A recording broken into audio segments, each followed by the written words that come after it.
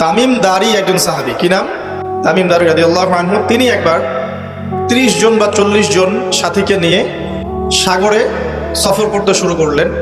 প্রচণ্ড ঝড় আসলো, সাগর তাদেরকে প্রায় 1 মাস সমুদ্রের মধ্যে ঘোরালো। এক পর্যায়ে একটা দ্বীপে তারা নোঙর করতে পারলেন।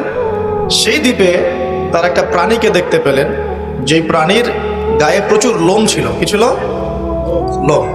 এত বেশি লোমকূপ যে তার চেহারা কোনটা আর পিছন দিক কোনটা এটা আইডেন্টিফাই করা যাচ্ছে না। এবং বিস্ময়কর বিষয় হচ্ছে এই প্রাণী কথা বলা শুরু করলো। তারা বলল, তোমরা কারা? তারা বলল, আমরা আরব থেকে এসেছি। এরকম কিছু কনভারসেশন হলো। তখন সেই প্রাণী বলল, তোমাদের অপেক্ষা করছে একজন ব্যক্তি, আমার সাথে আসো। তখন এই 30 জন বা 40 জন সাহাবী তারা তামিম দারির সাথে গেলেন।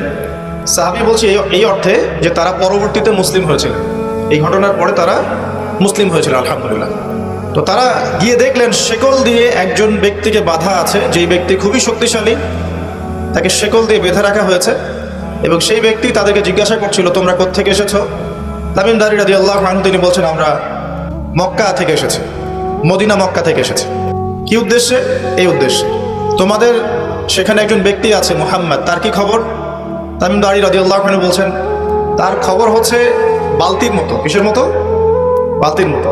কখনো তিনি বিজয় লাভ করছেন, কখনো আবার মুশরিকরা বিজয় লাভ করছে। মানে বদরের যুদ্ধে তিনি জয়লাভ করেছেন, উহুদের যুদ্ধে আবার মুশরিকরা মুসলিমদেরকে বিপর্যয়ের সম্মুখীন করেছে।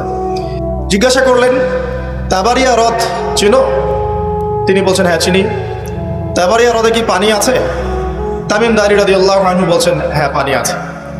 এই ব্যক্তি তখন বলছে, অতি শীঘ্রই সেখানে কোনো পানি থাকবে না। আবার প্রশ্ন করছেন, বাইসানের খেজুর গাছের নাম শুনেছ? তামিম দারি বলছেন, শুনেছে। সেখানে কি খেজুর আছে?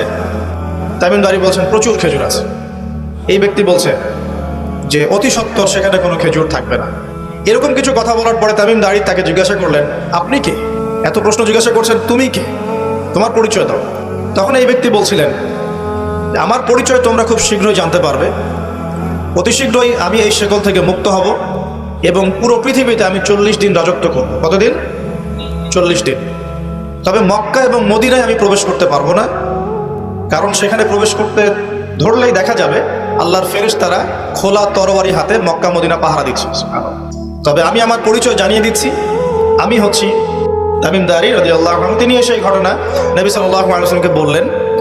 বলার পরে নবী সাল্লাল্লাহু আলাইহি ওয়াসাল্লাম তার চেহারাটা উজ্জ্বল হয়ে উঠল। তিনি মিম্বরে দাঁড়িয়ে বললেন, আমি কি তোমাদেরকে বলিনি এইরকম একটা সত্তার কথা, এমন একটা ভয়ঙ্কর ফিতনার কথা? সাহাবীরা বলেন, হ্যাঁ আপনি বলেছিলেন। তামিম দারি আজকে সেটাই দেখে এসেছে, তোমাদেরকে সেই ঘটনা সে ব্যক্ত করছে। এখান থেকে আমরা বুঝতে পারলাম যে একটা দ্বীপের মধ্যে বন্দী ছিল বা আছে, হয় ছিল বা আছে। এখন ছিল না এখনো আছে, এর উত্তর খুঁজতে হলে একটা হাদিস দেখতে হবে। এটা কোন হাদিস? সহিহ মুসলিমের। নবী সাল্লাল্লাহু আলাইহি ওয়াসাল্লাম মদিনায় বসবাস করছেন, মক্কা থেকে হিজরত করে মদিনায় এসেছেন। মদিনায় মাশাআল্লাহ তিনি ইসলামিক রাষ্ট্র প্রতিষ্ঠা করেছেন। বদরের যুদ্ধ হয়েছে, উহুদের যুদ্ধ হয়েছে, খন্দকের যুদ্ধ হয়েছে। ইসলামের একটা পুরো খিলাফা স্টেট যেটা আমরা বলি সেটা কায়েম হয়েছে।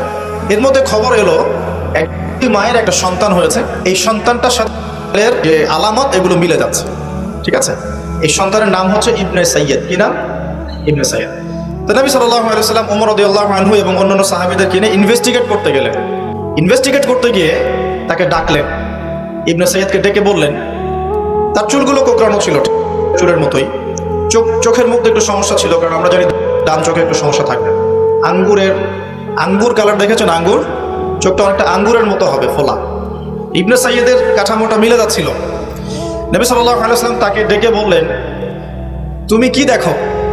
ইবনে সাইয়্যিদ বলছে, আমি আরশ দেখি। কি দেখি? আরশ বোঝেন তো? আচ্ছা, এখানে আরশের কথা যেহেতু এসেই গেছে, একটা কথা বলে দেই যে নবী সাল্লাল্লাহু আলাইহি ওয়াসাল্লাম একটা হাদিসে বলেছেন, কিতাবুত তাওহীদ গ্রন্থের মধ্যে আছে, আমরা যে পৃথিবীতে বসবাস করছি, এই পৃথিবী থেকে